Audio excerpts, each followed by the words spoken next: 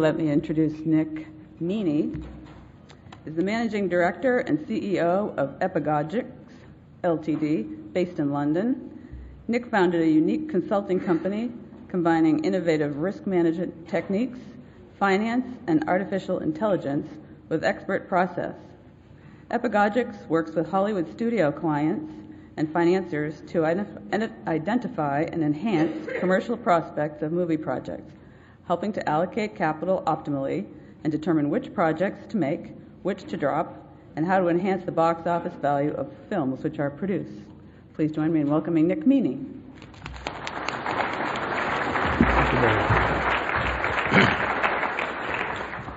Thank you, Mary. Thanks everybody for turning up. I know that the demands from the weather outside are more akin to what I'm used to back home than what you're used to here. So I guess there's not a lot of temptation to escape just yet. I wanted to thank Mary, Vincent Edwards, Kelly, Chantel, the other members of the committee who organised this event, for identifying and selecting me to come along here. I don't know if any of you know this, perhaps all of you do, but it's worth repeating. When you get selected for a gig like this, they don't just send you an email, give you the date, send the ticket, and tell you to turn up. These guys actually interview you. And they don't just interview you, they interrogate you. And then having interrogated you, they send you another email and say, are you available for a re-interrogation? Just to make sure the first interrogation was okay, assuming that you have nothing else to do with your life except be interrogated. Then they make you sign a contract. And you have to provide your presentation in good time. I mean, this is all good stuff. I'm not complaining. I'm not an ungrateful guest. Which they then have a look at, and they then subsequently interrogate you about the presentation. Now, all of this is by way of a personal risk management tool to let you know that if this presentation is not what you'd hoped for, don't blame me.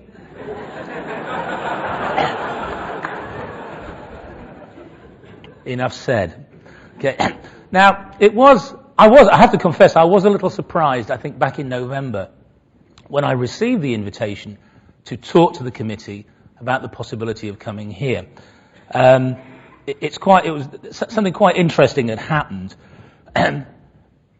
About a week before, I had found myself in one of those meetings where you really wonder how the heck you got here and how your career wove its meandering way to end up that you're sitting in a room with a bunch of middle-aged people arguing the relative commercial merits of zombies versus the undead. And some of you will see what I'm reaching for here, that funny little synergy. Many of you are involved in a profession which is known to civilians for calculating lifespans. We were calculating what happens after your death. So death spans, as it were. And believe it or not, I'm not making this up. I was in a meeting room in London with an Australian-Hungarian would-be film writer and film producer. And I know what he was doing there. He'd been sent to see my company by the financiers here in Hollywood, who he hoped would fund the film which he wanted to make. A film which meant a great deal to him, or a script which meant a great deal to him, about a zombie rock band. And clearly the financiers did not share all of his enthusiasm. And before putting their money on the table for his project, no matter how keen and passionate he was about it, they wanted a little bit of objective advice about whether or not this had the commercial potential that he claimed it did. I have to point out that all of the people I'm mentioning, although they were working as independent producers, were all long-time veterans of the major studios. They'd been around the houses, they'd heard all the rubbish, that's my polite term, that often surrounds scripts and pitching and filmmaking process. And actually, it's quite scary. If someone is asking you to spend $50 million of your own money or your investors' money on a script which you say could become a film, which will make 75 million, what have you got to go on? What kind of risk management resources are available for you to ensure that you don't end up with egg on your face upset investors, and never able to take lunch in Hollywood again? Well, indeed, and that is a question which I can answer easily. One of the resources is my company. What we do is that we've established that everything to do with films, pretty much, can be codified as being rules-based. And I know to this audience, almost uniquely for the people I speak to, you at least understand the concepts of there being rules, there being limits, there being trends, there being patterns. And in Hollywood, increasingly over the last few years, I think there's been a tendency to try and dig below the surface gloss which is involved in movie making. You know, have you got Clooney involved? Where's Angelina? Where's Johnny Depp? So what people increasingly in Hollywood are doing, are talking to people like us to see if we can take out, if you like, the personal and the passionate, which is so important to get a film off the ground, but to take it away and be dispassionate and look at a script before money has been spent or before significant money has been spent and give a very good idea of what its commercial value would be at the US box office. And armed with that information, a client can then make very sensible business decisions before they've broken the bank. Now, if you're an independent, like the Australian-Hungarian zombie fan that I just mentioned, you know, clearly you're betting the ranch on these kind of films. If you're a big studio, well, you know, you're still betting a lot of money. And big studios do spend quite a lot of time and quite a lot of money on operating what we call the funnel. You know, the big pool of scripts that come in over the transom from agents, occasionally from individuals, occasionally from wannabes. They have rooms and rooms of smart guys and smart gals from Ivy League colleges reading scripts. And they also have people coming in like big famous producers, names that you'll have heard of, who've actually developed a script, and it's about their fifth or sixth, and their last 2 or 3 films may have earned $300 million at the US box office. And believe it or not, they come into these big studios in Hollywood, and they're kind of the boss of the meeting. It's not what you'd expect at all. So somebody who's made a massive blockbuster will come in and see all of the major studios and say, look, this is my latest script. Okay? This film is going to make you about $350 million at the US box office. Okay? I know you can't make your mind up right now, but I'm going to let you option this for $2 million. And in the next month, you've got to decide whether you're going to make it. And if you make it, by the way, I expect you to spend $150 million on producing it, and then probably the same again on promoting it. So the stakes are high. Whether you're the small indie betting the ranch, or you're the executive betting someone else's money, you know, there are still a great deal of financial risks out there which can make or break careers, and theoretically can make or break studios. So what we do is we analyze these scripts at the early stage and give an idea back to the studio what they may earn, enabling the studios or the producers to make sound business decisions. Do we invest or not? Do we greenlight it or not? Do we pay the star the large amount of money that they're expecting or not? Do we negotiate a deal whereby they profit participate at the back end? So we're providing information so that they can play with those large amounts of money, make bets, if you will, with some kind of rules, some kind of strictures, some kind of roadmap to help them making these tough calls. And I know it's quite unusual because a lot of people imagine that Hollywood, unlike perhaps other industries, certainly other industries I've seen, is motivated by relationships, by pursuit of awards, you know, perhaps at the benefit of return on investment. But the truth is there's a lot of very smart people out there. It's very tough getting films made. But a lot of the audience surveying work that they've historically done is done after the fact. You know, we'll make a film, we'll show it in some suburbs of Los Angeles. Las Vegas is a favorite place for doing this. We'll see how audience react to this new movie, and then we might tweak it, which makes sense. Trouble is, most of their money has been spent by then. So if you like, we're the early responders. So at this stage, I'd like to break one of the rules that we have discovered about movies. Movies are very, very visual. You know, big deal. You know that. They are very visual. We find that generally visually appealing films do better than talky films. Now, there are exceptions. Lincoln recently disproved that particular rule, but generally speaking, you've got to look at the visual. However, I'm going to break that rule right now, and I'm going to do some talky. And I'm only going to do some talky because I think that I need some heavy hitters to help sway you towards the fact that we're on the right path, as it were. So let me indulge myself and read this. It's in front of you as well. 2 thumbs up. You get the analogy, don't you? Yeah? We don't have them in England, but I know you have those guys over here. Or you have one of them, don't you? Or half of them, really. All right. We are in a historic moment of horse versus locomotive competition, where intuitive and experiential expertise is losing out time and again to number crunching. More business leaders are relying on databases to guide their decisions. Super crunching, which is the author's term, is done by or for decision makers who are looking for a better way to do things. The relative success of Epagogix equations stem in part from its dispassionate weighting of what works. Epagogix is part and parcel of the larger tendency of super crunching to enhance consumer quality. So it's not about the studios enjoying making movies, which is a criticism which is often levelled at some of the more vanity projects which come out. It's about what people want and what people have demonstrated that they want and like. When I say people, I mean the audience. And that's from Professor Ian Ayres, an economist and a Yale professor, a couple of years back in his book Super Crunchers. However, we've got an even bigger big hitter there on our trailer poster, Malcolm Gladwell, who I'm sure most of you have heard of. Malcolm Gladwell wrote a seminal piece on my company about 5 years ago. We were very, very fortunate to have this recognition, and it was in fact set up by the head of the studio for whom we do most work. Malcolm Gladwell is a very bright guy, as I'm sure you know. He's also rather forensic in his methodology. He doesn't just accept things at face value, so he digs around. So he wrote, I think, about an 8-page article in the New Yorker, which may have accompanied many of you in the smallest room of your house a few years back. Certainly did me. And this is just a plum piece from that.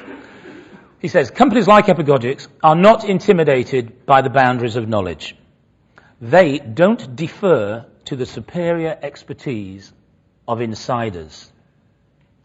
Now, full disclosure here, I think when Mary and Vincent and the rest of the crew invited me here, they kind of imagined that I was a Hollywood insider, like Johnny Depp, for example. But in Hollywood, myself and my colleagues are not really regarded as insiders, although we're certainly inside an awful lot of key decisions. We're regarded, and I quote from a very senior Hollywood person, as the geeks in the basement. Nice, eh? I think it's a compliment. Worse than that, we're the geeks in the basement in London, so we don't have to see them very often. So there's nothing like being damned by faint praise, is there? The thing is, what we do is, if you like, appealing to people, I guess, with the kind of knowledge that many of you have, which is that it's a confusing world out there.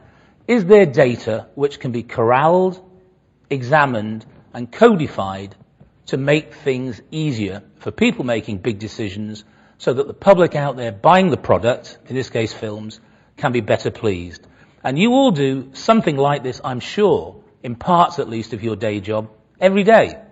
It's just that it's in a different sector, and this one here that I'm talking about seems an unlikely marriage with the kind of expertise which many of you have. Okay. So, how did I get to that room?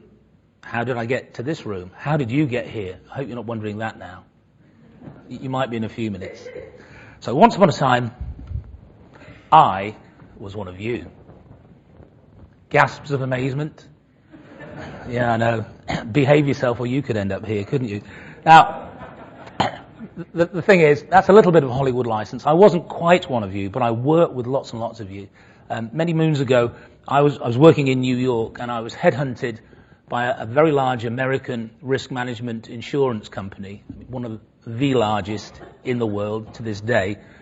And I was asked to go to London and work mainly with what they call the EMEA sector basically trying to help a post-merger and acquisition corporation, which was operating a little bit like the Wild West, to try and help get some commonality of purpose.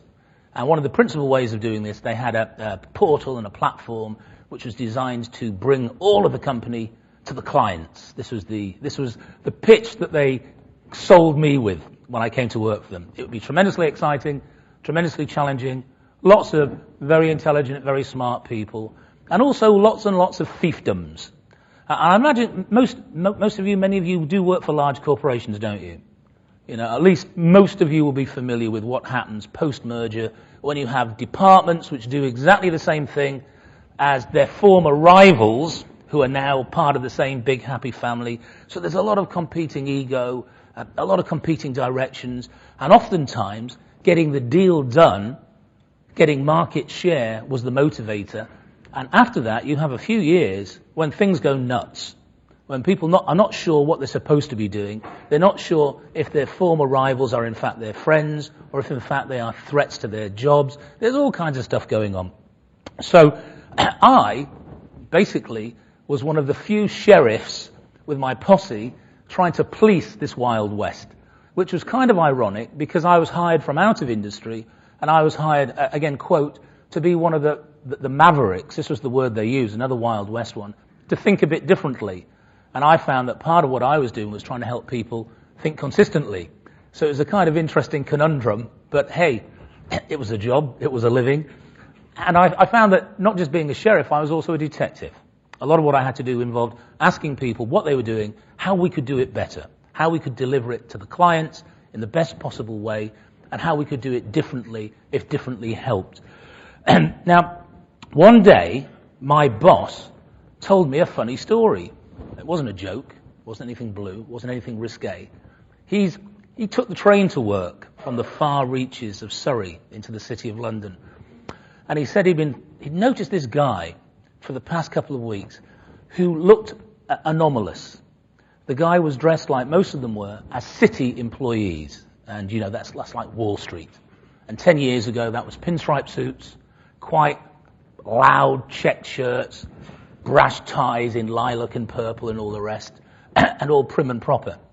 This guy looked like that from the neck down. From the neck up, he had a mass of wild blonde dreadlocks, kind of held in place by a scrunchie. And he stood out at 7 o'clock in the morning on the Waterloo train from Esher. He was anomalous. So my boss finally sat next to him one morning and said, look, I can't help but notice this. Can I ask you, how did you get away with it?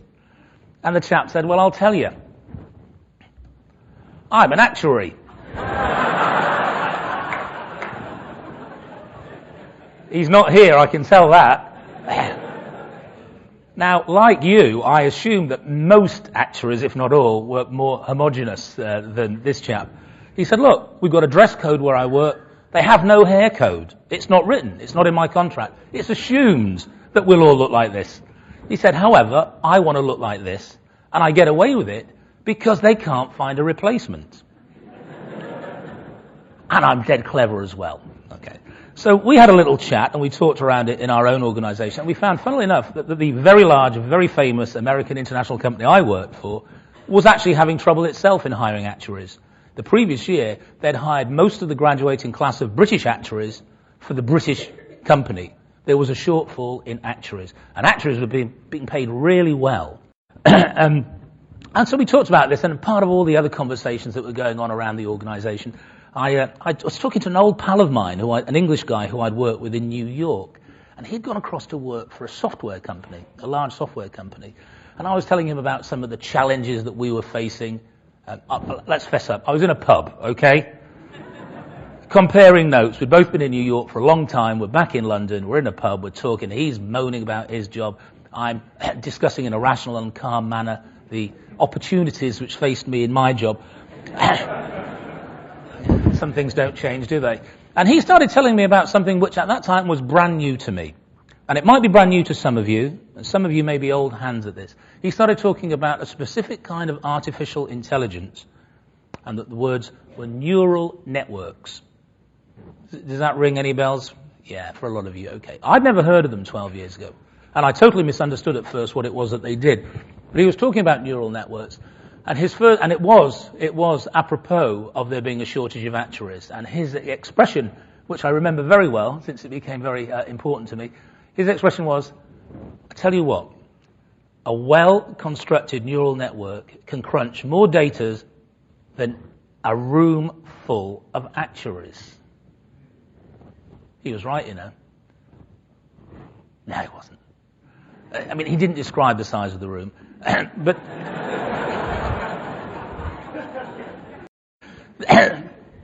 the thing that got us into the conversation was simply a lack of human resources. But getting into the conversation, which continued over a long, long time, was interesting because we were looking at different applications for this technology. I mean, obviously it rang all kinds of nice little bells and set off light bulbs, thinking about how this might be useful, not just for the lack of actuaries, but elsewhere in the organization. And a neural network, yes, they're real, a neural network is a lot like, for those who don't know, it's a computer-enabled algorithm, or thousands of algorithms within one little package. But you can't just buy one and make it work. It's not like getting general software. And in fact, funnily enough, my colleague who I was talking about, who worked for the software company, said they were having terrible trouble selling these. They sold software. His colleagues went to IT managers and sold off-the-shelf software. You know, mediumware, middleware, all this kind of stuff, but software. This is different. A neural network is like buying an uninflated, bouncy castle. It's like buying a house without bricks. You buy the tools which can make this fantastic algorithm which can help you predict outcomes, but it's incomplete when you buy it. You build it out of the data of the subject at hand. Okay, so you can't just go to the shop, to the neural network shop, say, sell me a neural network, put the neural network down and say, okay, tell me how the futures market for pork bellies is going to look next week. You need to build it out of pork bellies futures market historical data. And that data needs to be deep, rich, consistent, and cover a certain historical time frame before the present. So you need to build it. You buy these things, but you need to build these things. And the marvelous thing about neural networks, if you build them right, is they do not remain stationary. They continue learning. They call it continuous self-learning. This diagram here, this actually was put together by my neural network colleague, and it confuses the heck out of me, but I do like the little piggy. Hey. And people like pigs. We've actually studied this. They're one of the pets that work well in movies. This is supposed to indicate that neural networks are so called because they act in a way reminiscent of the human brain. Lots and lots of inputs interact down synapses, and over time you realize, the mind realizes, a neural network realizes, which input is more important than others in a given context. And it was described to me very early when I was still very, very confused about what these things were, although I got a sense of what they could do, as an early caveman. Pokes his head out of the cave, sun is shining, birds are twittering, everything smells fine, I go out, I have a good day's hunting. Next day I go out, sun is shining, birds are singing, I can smell salt on the air. Wind must be blowing from the sea. Go out, do my hunting, clouds come in, deluge, hunting ruined. Okay. Next day, same again, salt, clouds, rain. Over time, my senses, my synapses will say, okay, the smell of salt is usually a precursor to later rain. And ironically, neural networks are used, or coincidentally, are used a great deal in weather forecasting today. But what I'm trying to demonstrate is that when things happen repeatedly, patterns and trends emerge, which sometimes are glaringly obvious, and sometimes are buried deep within data. And neural networks keep on learning because as you feed them with new data about events which are unfolding since you built the thing, it means that when you introduce new information for which you're trying to find an outcome, if you do it today, you put in the exact same inputs today as you did 5 weeks ago, you might get a different output because in the interim period, more real-life facts have come along which have changed the outcome. And neural networks, as many of you know, are used, if you like, in a live way, oftentimes, certainly in the markets, certainly by hedge funds. They're feeding in live information constantly. You can actually go into hedge fund offices and see banks of screens which actually have neural networks hidden somewhere. Somewhere in there, there's a neural network, and you're seeing all these different factors. And when the factors coalesce in a certain way, some kind of alarm will go, buy, sell, ruin the economy, which was partly blamed on neural networks, and quite rightly. These kind of things keep happening because it's live data. Or you can do what we do, which is something different, and I'll show you in a moment. We actually do episodic inputs. We take interpretive data that human beings have produced and codified, and it's inserted in at certain key moments, and then it interrogates the historical database. And there are kind of fundamental differences in how you look at it. Now, as I said, I don't like that diagram. My mind doesn't actually work quite in a neural network way. I like it easier. So when you're building a neural network, if you think, and I think this is the part which may have some relevance to you in your continuing education, if you're building a neural network, think of the events about which you might want to make a future prediction. In my case, it's movies. In your case, it might be something to do with casualty incidences. It might be to do with compensation. It might be to do with people who are more or less inclined to take time off work. I'm not sure. And those events are the horizontals. The verticals are the factors that may contribute towards that. So in the case of the pork belly market, for example, it might be the price of grain. It might be something which people in a non-neural world take as a key indicator of what the future price of a pork belly might be. It might be the price of petrol, gasoline. It might be the price of other commodities. It might be something really big and off the wall. It might be the gold markets. All these things may have a bearing. And if you input this data, a neural network will then interrogate these inputs, the black figures, against all the black and green figures it has in its memory, which you have built, and without showing you it's working, and this is the frustrating and confusing thing, without showing you it's working, the black box that is the neural network will spit out a number or numbers depending on what kind of outputs you wanted at the end. We just illustrated that in green there. And that number should be, if you built things right, should be more or less the future price of pork bellies. And you can then make your pork buying decisions based on that kind of information, or your pork selling decisions. So I said the confusing thing about neural networks to many people is that you can't see the working. And I think in some areas of America, in the financial sector, neural networks are disallowed. You can't use them precisely because of that. I think there have been problems with the mortgage industry. If you were disallowed a mortgage because a neural network says no, you have to have some kind of more heavy evidence than the output. You need to see the working. So when I did my O-levels at school, which like your GSATs or something, when we did maths, we had to show our arithmetic. We had to show where we went wrong and what our thought process was. This doesn't do it. However, you can take liberties with it, and you can cheat a little bit to see what's important and what isn't. And you basically do that, I guess in a way similar to a lot of the model testing that you folks will do. You can zero out inputs, or you can make them consistent in a world where you know that the output is inconsistent, and you can see if things make a difference. And although these are just random gibberish numbers that my colleagues put together, I can see there that column 2 is all 7. Does that make a difference to the outcome? Well, in the context of these other inputs, it seems not to. So one early conclusion from something like that is perhaps whatever the number 2 input isn't really that important.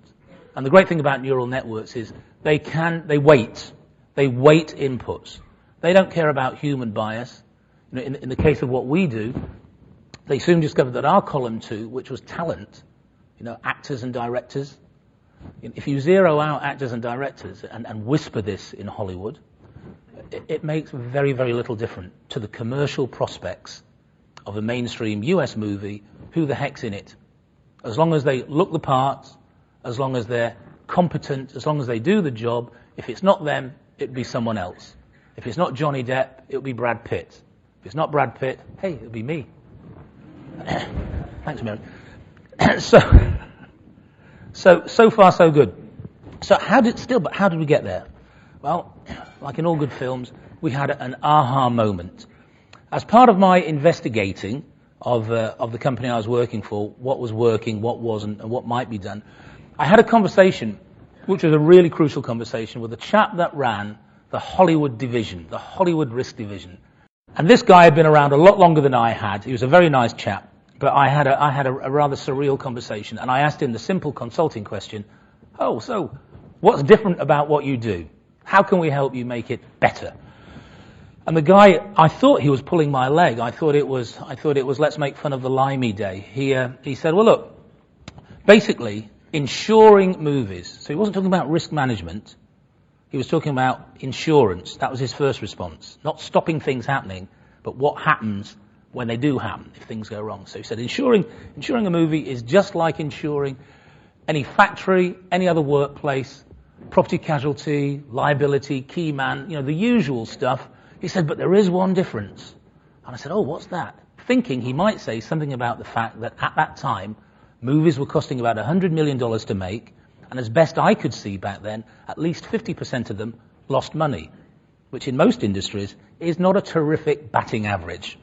And I thought that's what we might be devising great things to help with. And he said, now here's the thing. There's an awful lot of animals used in movie making. And I said, yeah, not piggies. Yes. And he said, yeah, and you know what? You might think that people get thrown from horses and stuff and hurt themselves. And I said, yes. He said, no. He said, they make a mess. They dump all over the sets. Yes. People slip up and we get an awful lot of broken limbs due to animal mess. And I'm waiting for him to do that little thing. Hey, you're the naive new boy. He was being dead serious. He's being dead serious. And I thought, well, this is very, very odd. Because even then, though I didn't know it, as you can see on this slide, the financial metrics about movie making suggested that their risk managers might be helping them a bit better to manage the fundamental underlying risk, which was essentially picking the wrong content, spending their money on the wrong projects, and not making enough money back. And what this chap had said really inspired me. I mean, he went on to say that the kind of risk management techniques were to do with slate financing, putting everything together in a big stew to sort of limit the outcome for one or two bad apples. And he also said that in the 70s, apparently the studios had been much better at working with insurance companies to invest against financial loss. And then there were a lot of massive losses. Heaven's Gate, if you recall that film from about 75, 76. And they just got out of it. So as risk managers, we, at my company, were failing to manage the essential underlying critical risk for film studios, but we were helping them take care of stuff to do with dog and horse crap on a set. So an opportunity, I thought.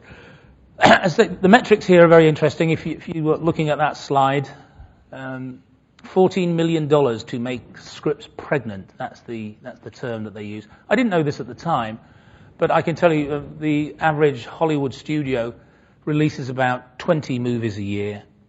And there's 6 major studios. So right there, you're looking at something like $1.7 billion, just to get films ready to go into production. So there's a lot of money at risk, as I said before. So it's, the opportunity to do something was clear.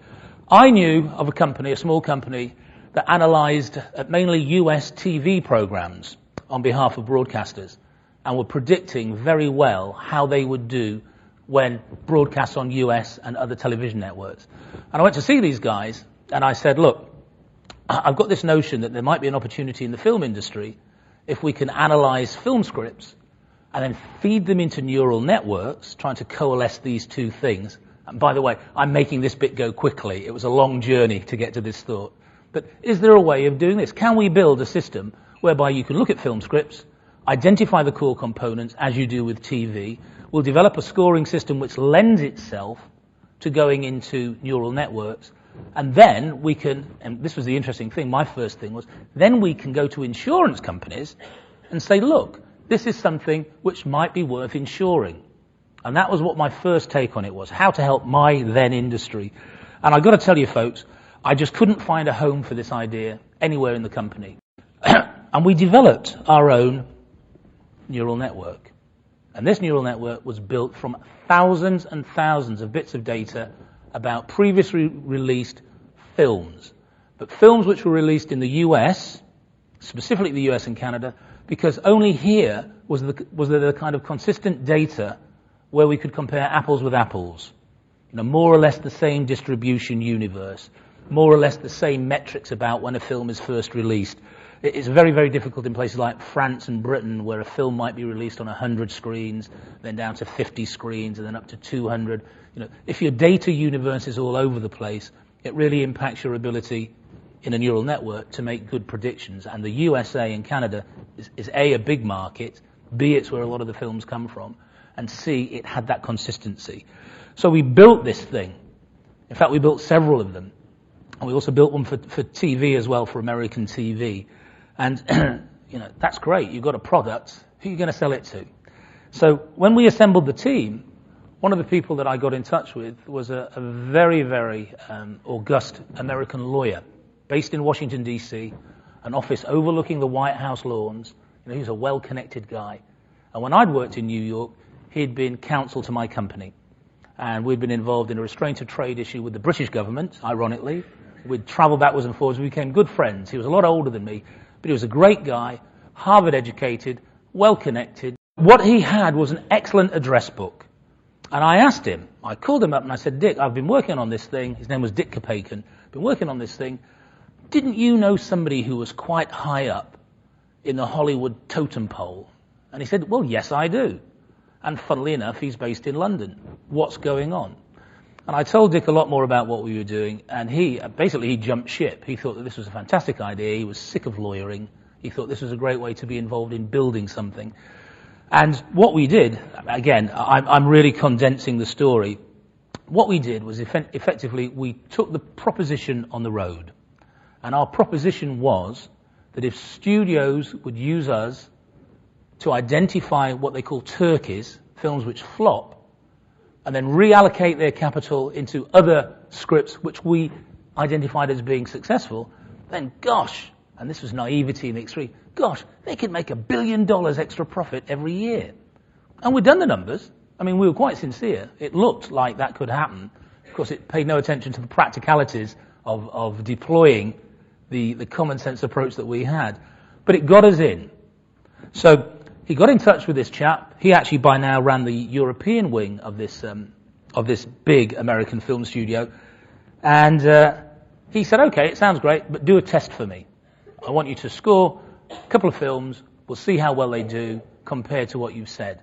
We said, but the turnaround time for that is about 18 months from script to screen. He said, well, what about TV? He said, in LA next week, there are a load of, they call them the pre-season trailers.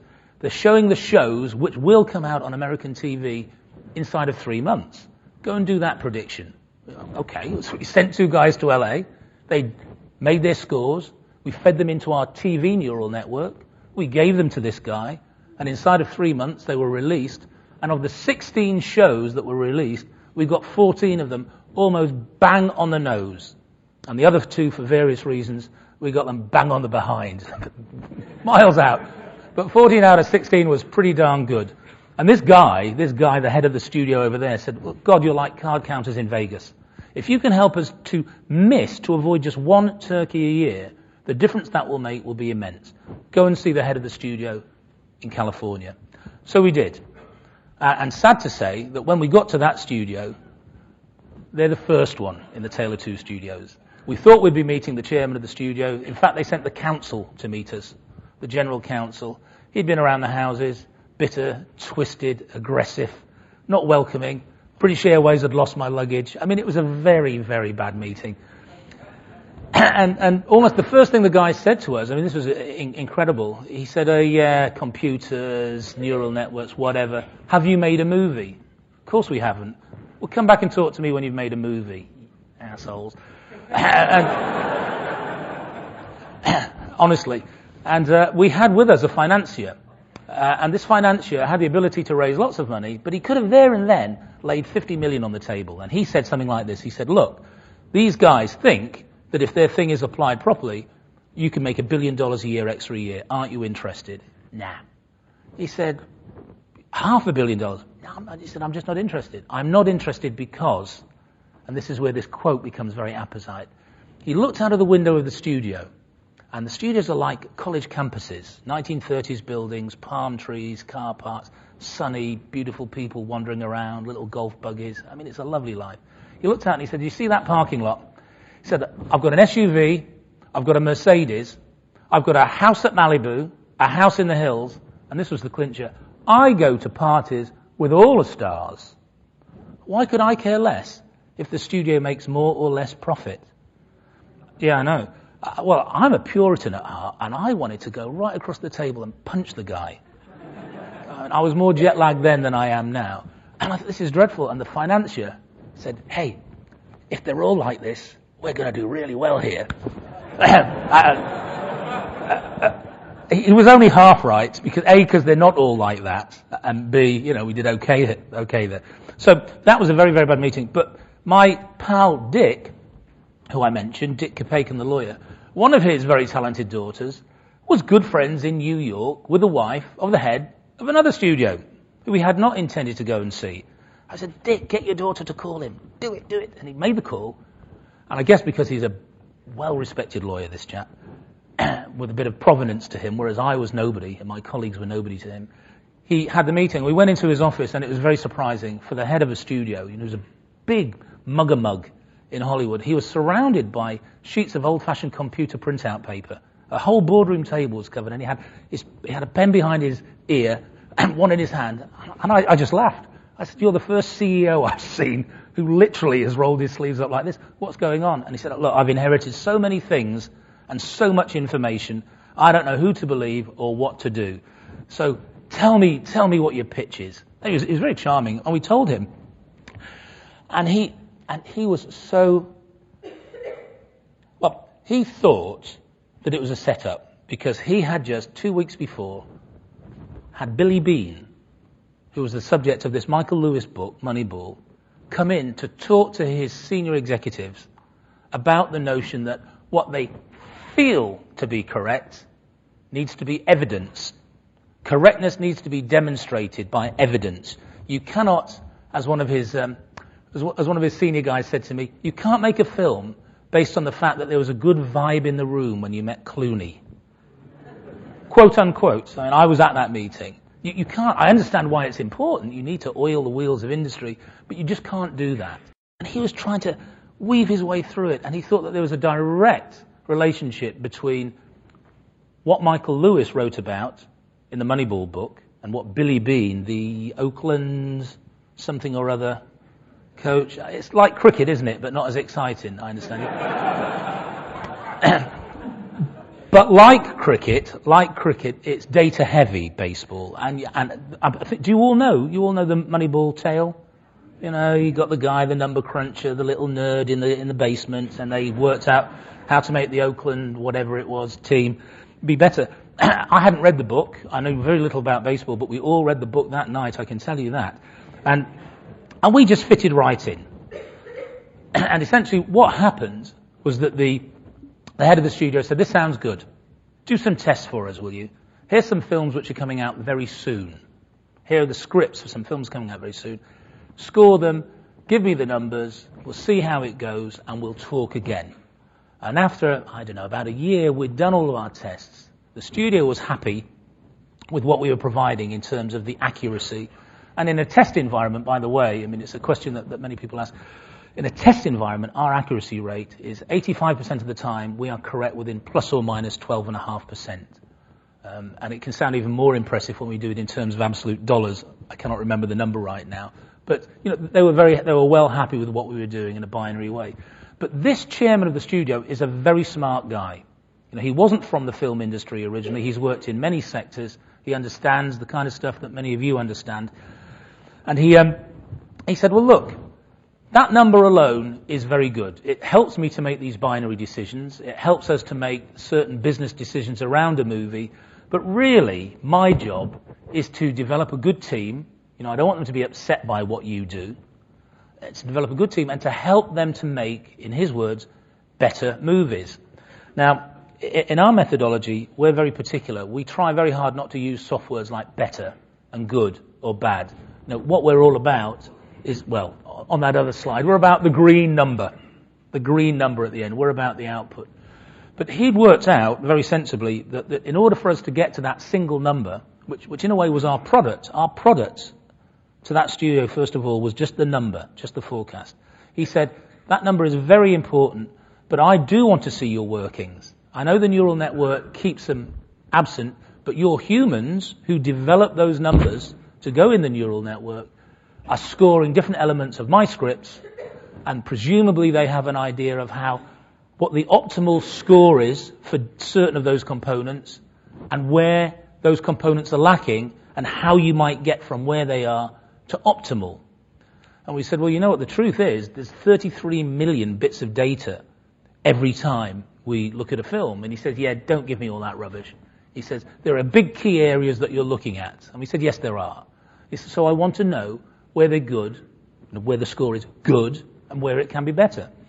And we said, okay, fine, we can do that for you. And he gave us, for example, the name of a very specific actress, a beautiful, fantastically talented actress, who was in a film coming out that month. And it was a deal he'd inherited, it wasn't his. He said, I'm sure we're paying her too much.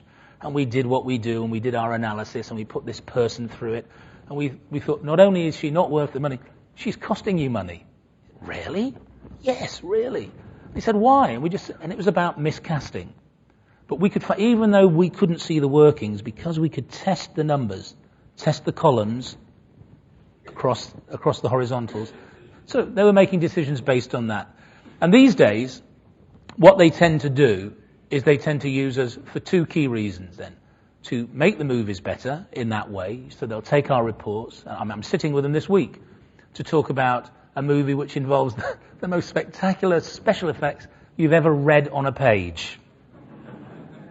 It really is. And if they make this film, be prepared to have nausea and vomiting. I mean, it's going to be a roller coaster ride. And I think by the time my colleagues think by the time they get to that bit, no one will care. No one will care about the underlying story.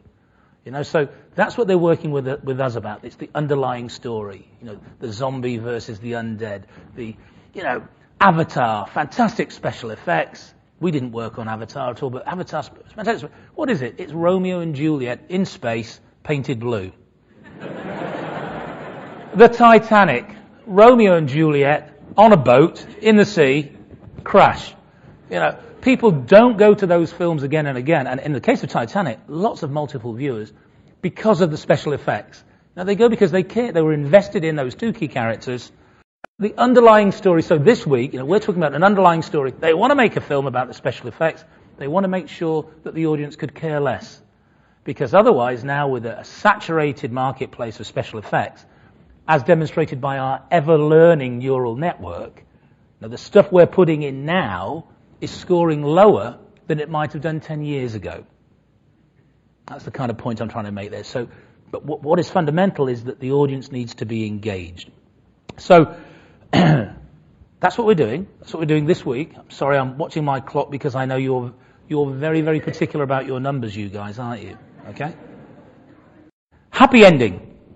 So that's how we got to where we are. And I've been telling the story, A, to add a little bit of Hollywood stardust, but B, really, was the middle bit. How you can codify, identify, and then make use of neural networks to help you predict outcomes, perhaps better or more helpfully than you're able at present. Maybe you're doing it anyway.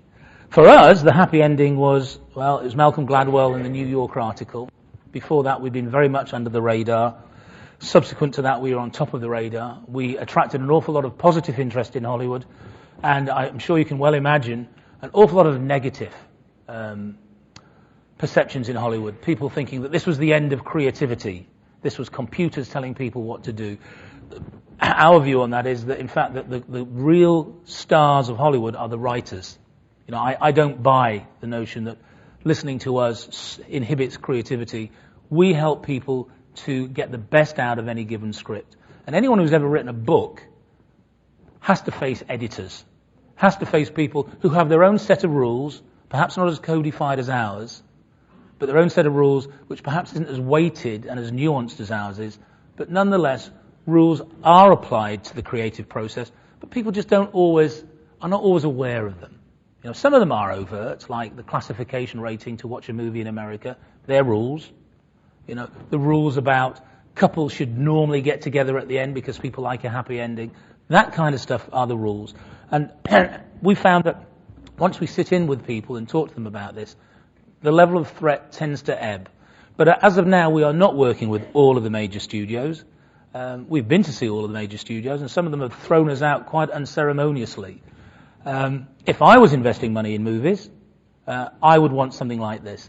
And based on that, we have had a lot of approaches recently from film funders, from financiers, not usually institutions, usually private money, hedge funds and the like, who are very interested in using something like what we do as a bar, you know, to determine a certain key level of return required before they'll invest money. And this is quite interesting because for a long time, the smart money stayed out of Hollywood.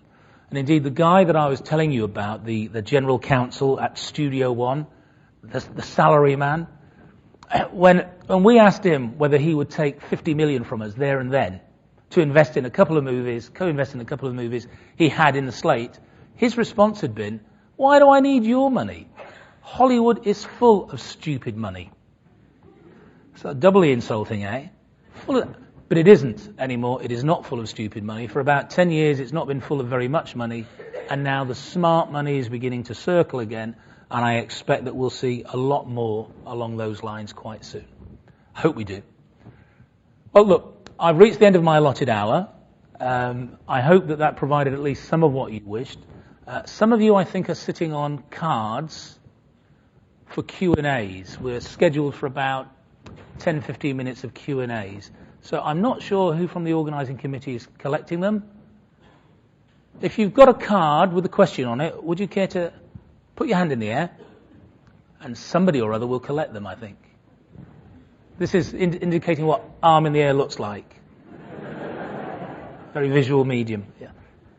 Does anybody have any questions written down on bits of card?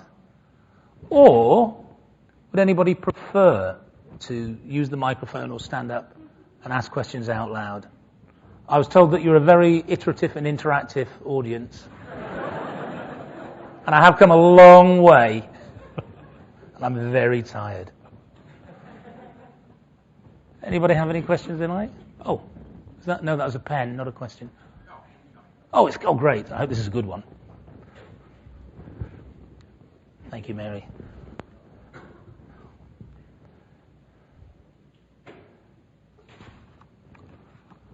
Okay. Dear Nick, I really dig your hairstyle. That's right. Oh, thank you very much. Right. Here we go. Oh, could you elaborate on some of the script changes you've recommended? I can give you an interesting example of a film that we were talking to the big studio about last year. And we've been given the script without attribution. Sometimes we know where a script has come from, who's done it, you know, what they've done before, but we've got a script without attribution. And it was set in a kind of modern Western US setting with a male hero and a female heroine who were star-crossed. Well, hey, Romeo and Juliet in cowboy hats. There's a theme here. He had a particular profession, she had another profession, and seldom did you see them in the same room, in the same frame, in the same screen. And the idea was that there were lots of mishaps, and in the end, kissy-wissy, happy. Okay. Of course, I'm editing this to make it amusing, but essentially what we were saying to the studio was, it's difficult to know which of these two characters we're supposed to focus on. And audiences generally like to have a focal point, a hero or a heroine, a little guy overcoming big problems, star-crossed lovers coming together. They don't like the going apart. I mean, statistically evidenced, they don't like this going apart. And we said, you really have to decide which of these is the star, which story we're supposed to follow, because you're showing these two quite divergent industries and a whole catalogue of people around each of the stars. And really, it's like two films. It's almost like a TV series rather than a movie. So we advise, focus on one, minimize the other, get them together more often, let's have a bit more kissy-wissy. Everyone will like that. And the response, and we delivered most of that information face-to-face. Oftentimes it's by video conference, but this was face-to-face. And the head of the studio said, "Oh, that's really interesting. Do you know who gave us this script?" I said, "Of course I don't." He said, "Well, this is given to us by one of the biggest stars in Hollywood. It's his script. He didn't write it, it's his script." So he said, "So he's the star?" "Yes, he is." "Okay, so you're going to focus on the man?" "Yes, we will." And he said, "But there's good news in what you've said, because for the female role we had lined up, and you have just saved me $12 million. And so the script was changed. In fact, they decided not to make the film. They passed on the film altogether because of, I think, a lot of the business side of it rather than the content. It was quite a good script, actually, but whatever, they couldn't make the deal. But that's a very interesting thing. So the script was changed, but also the business, therefore, was impacted by it. So that was, whose question was that, by the way? That was a very good question. Thank you very much. And I could read it, which was very helpful. Thank you. Oh, thank you. Oh, God, too many questions. All right. In order to gather the input data for the neural network, did you need to sit through hundreds of movies? Yeah. Yes, the very first time it was built, although the guys that I told you about, the TV guys, what they'd done a lot in the past was they'd actually scored movies for TV broadcast as well, which is a similar kind of discipline. So they had a kind of bedrock to go to. But yes, and by the way, the number of theatrically released large films over the last 10, 12 years since data has been or 15 years, since data has been more or less homogeneous, even that isn't large enough to make a neural network behave as well as it might. So what we've done, which is very clever and it was a highly protected IP, is we've actually managed to make that historical data replicate like it's far more data than it is. You know, and that's really the key. And this is where a very talented neural network person can help you, because there is I don't know if you're aware of the law of 10 with neural networks. It's kind of archaic. For every one input across the top, you've got to have 10 events, more or less, to make the data work properly, to oil it properly. And if you work it out, we put in lots and lots of inputs. And theatrically released movies each year over 10 years, what is it? 300 times 10, you can work that out. It's a big number, but not big enough. So yes, we've sat through loads of movies. It's not fun now, though. I mean, I don't do the analysis, but I interrogate. We like that word.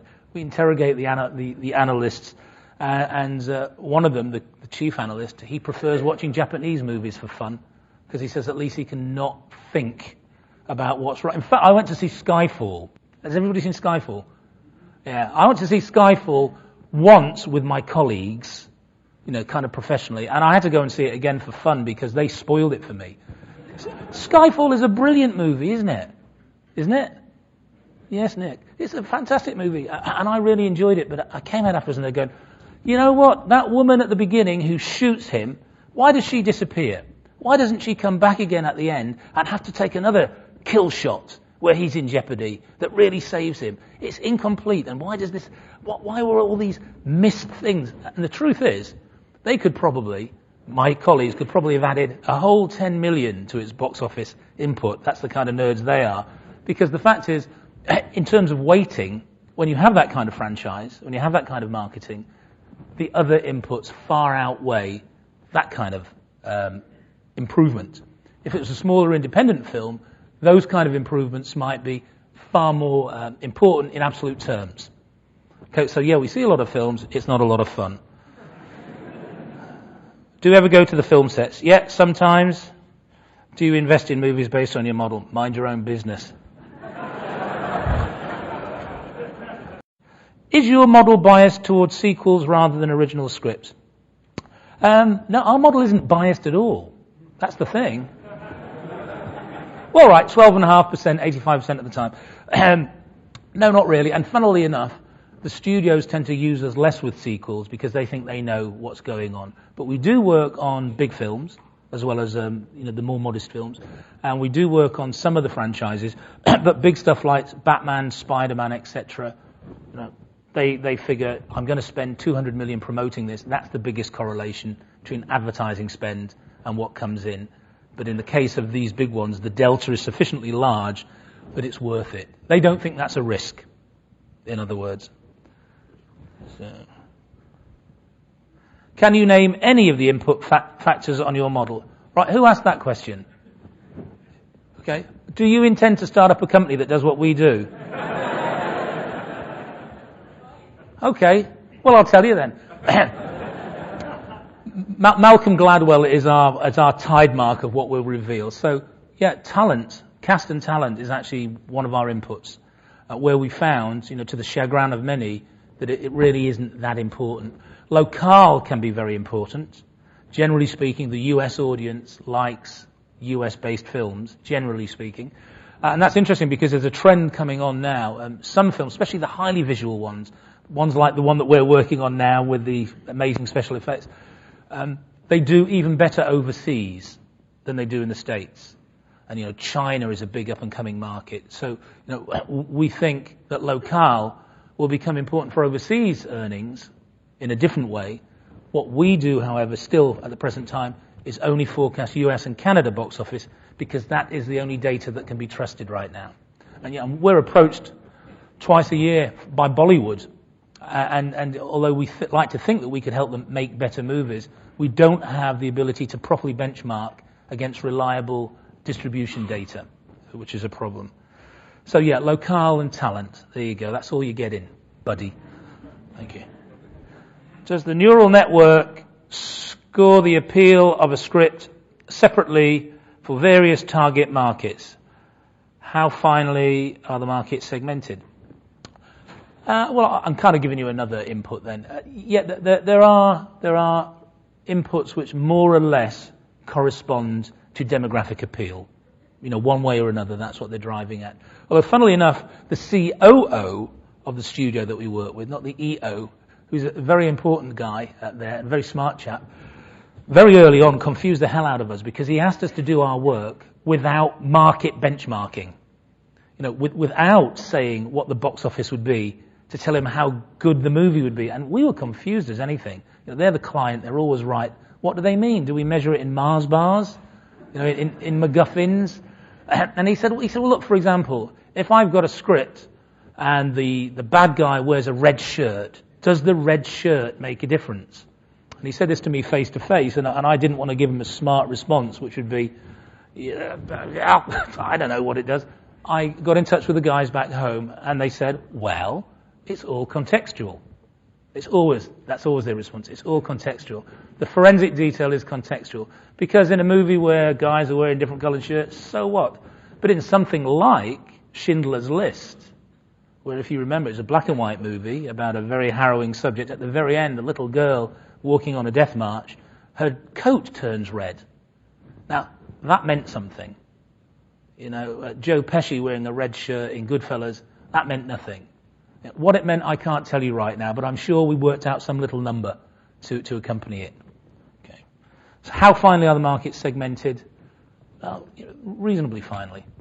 Reasonably finely. We don't approach it from that way. We approach it from, here's the universe of all moviegoers. Who have you chopped off by having swear words, having heroin, having scatological references? How do you reduce the maximum possible universe? Which is really what a lot of them do end up doing these days.